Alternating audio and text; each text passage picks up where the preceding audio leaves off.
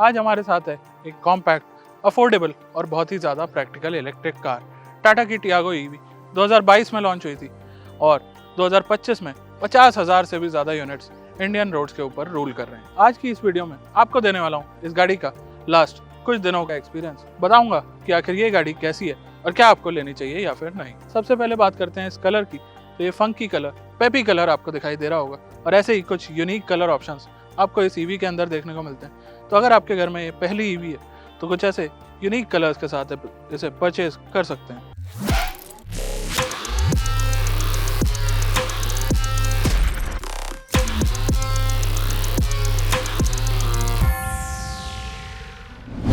अब आ जाते हैं फ्रंट प्रोफाइल की तरफ। तो ग्रिल वगैरह सब क्लोज्ड है बीइंग एन ईवी, लेकिन पियानो ब्लैक टच यहाँ पे दिया गया है। टाटा का कुछ नए तरीके में लोगो आ चुका है और ये अपडेटेड 2025 फेसलिफ्ट वर्जन है। नीचे की तरफ मूव करते हैं, लोअर ग्रिल दी गई है बॉडी कलर डिजाइन में। हेडलाइट्स की तरफ मूव करते हैं तो एलईडी हेडलैम्प्स आपको इस गाड़ी के अंदर देखने को मिल जाते हैं। फॉग लैम्प्स मिसिंग है और ये जो लाइट आप देख पा रहे हैं ये है इसकी एलईडी डीआरएल्स की। आ जाइए साइड प्रोफाइल की तरफ। साइड में दिखाता हूँ कुछ और डिटेल्स। अब कलर की जहाँ बात हो ही रही थी तो यहाँ आप देख रहे होंगे ORVM ब्लैक में, और रूफ की तरफ आप जब मूव करेंगे तो रूफ भी इस गाड़ी की ब्लैक कलर के अंदर फिनिश्ड है। स्टाइल्ड स्टील व्हील्स आपको इस गाड़ी के अंदर देखने को मिल जाते हैं और डोर के ऊपर .EV की ब्रांडिंग। चलिए अब आ जाते हैं अपने डोर हैंडल्स की तरफ। यहाँ पे क्रोम का टच आपको कहीं भी देखने को नहीं मिलेगा। ऑल पियानो ब्लैक टच आपको इस गाड़ी के अंदर देखने को मिलेगा। ग्लास एरिया की बात करें तो अच्छा खासा ग्लास एरिया है एक कॉम्पैक्ट डायमेंशन की गाड़ी के हिसाब से। आज ये पीछे रेयर डिजाइन की भी कुछ बात कर लेते हैं। तो वापस से चलते हैं ऊपर की तरफ। तो ऊपर शार्क फिन एंटेना आपको अगेन ब्लैक में, high mount stop lamp, wiper, washer, defogger, Tata की ब्रांडिंग और टियागो ईवी की ब्रांडिंग ब्लैक टच में दी गई है। यहाँ दिया गया रिक्वेस्ट सेंसर बूट ओपन करने के लिए और यहाँ प्लेसमेंट है कैमरा की। जब हम बम्पर की तरफ मूव करते हैं तो इस बम्पर में 2 पार्किंग सेंसर्स, नंबर प्लेट के लिए जगह आपको देखने को मिल जाती है। ड्राइव पे जाने से पहले इंटीरियर की हाइलाइट्स तो आपको बताना काफी ज्यादा जरूरी है ही।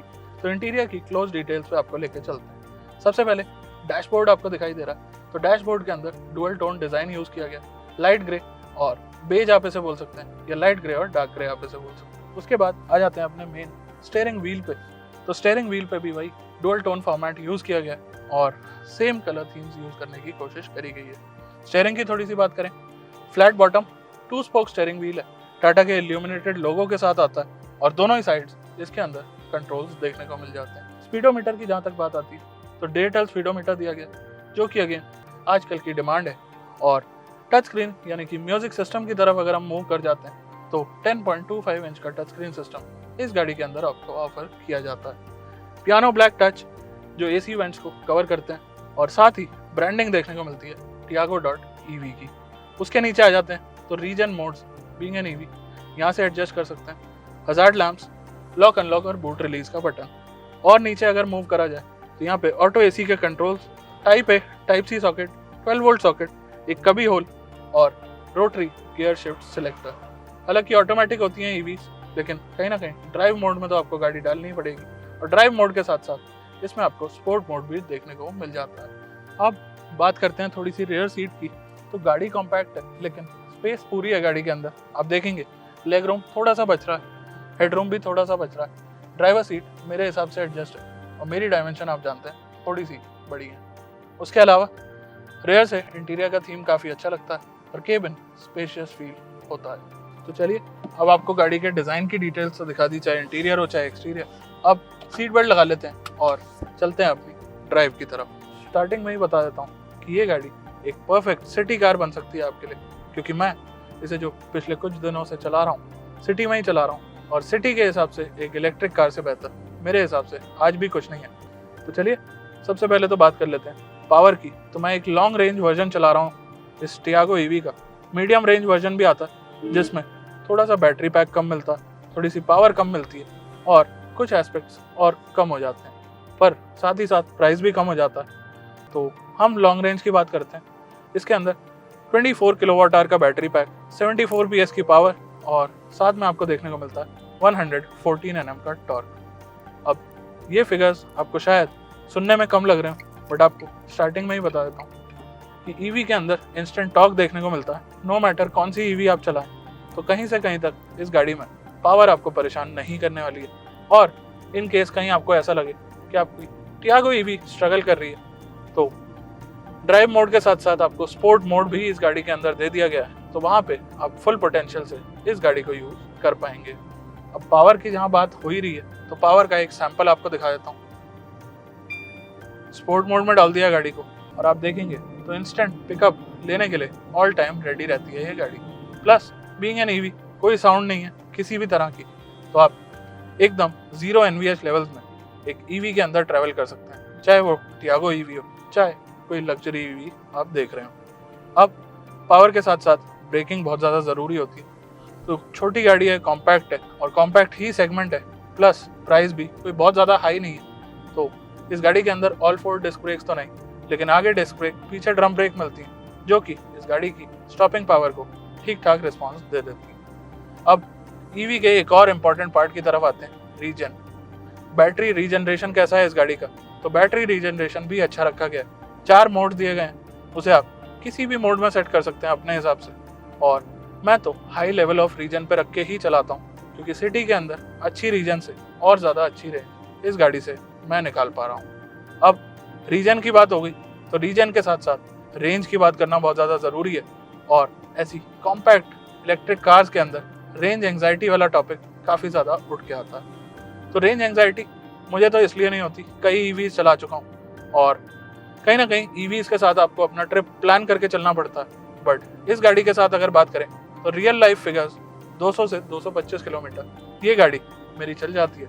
बाकी अगर बहुत ही ज़्यादा ट्रैफिक वगैरह मिले और रीजन का मैं पूरा फ़ायदा उठाऊँ तो 250 किलोमीटर की फिगर्स भी ये गाड़ी टच कर जाती है। क्लेम्ड रेंज की बात करें तो लगभग 293 किलोमीटर्स की क्लेम्ड रेंज इस गाड़ी की रखी गई है।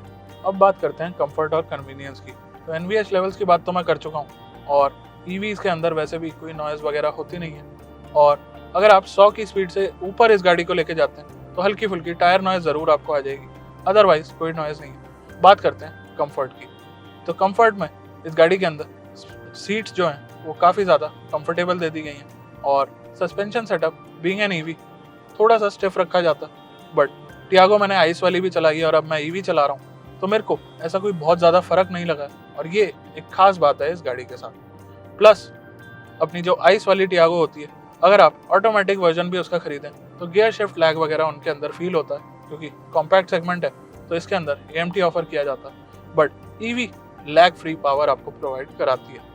उसके अलावा अगर बात करी जाए तो दोस्तों कंफर्टेबल कार है, स्पेस आपको थोड़ी सी मैनेज करनी पड़ेगी। अगर आप रेगुलरली 4 लोग 5 लोग ट्रैवल करते हैं अपनी गाड़ी के अंदर तो शायद ये गाड़ी आपके लिए उतनी सूटेबल ना रहे, लेकिन अगर आप 2 लोग रेगुलरली ट्रैवल करते हैं और कभी कभार 4-5 लोग गाड़ी में चलते हैं तो ये आपके लिए एक परफेक्ट कार रह सकती है। कन्वीनियंस की जहाँ तक बात आती है और फीचर्स की जहाँ तक बात आती है तो टाटा ने कुछ भी ऐसा नहीं है जो इस गाड़ी के अंदर मिस कराओ। स्टीयरिंग वगैरह के बारे में मैंने आपको बता दिया है। अब इस टच स्क्रीन सिस्टम की बात करते हैं, तो इस टच स्क्रीन सिस्टम के अंदर रिवर्स पार्किंग कैमरा दिया गया। थोड़ा सा गाड़ी को साइड पे लगाता हूँ और मैं काफ़ी ज़्यादा इम्प्रेस हुआ टाटा की कैमरा क्वालिटी को देख के। एक बार आपको भी दिखा देता हूँ। तो यहाँ अगर आप देखेंगे काफ़ी ज़्यादा क्रिस्टल क्लियर और क्रिस्प कैमरा इस गाड़ी के अंदर दिया गया, और गाइडलाइंस के साथ ये कैमरा आपको ऑफर किया जा रहा है।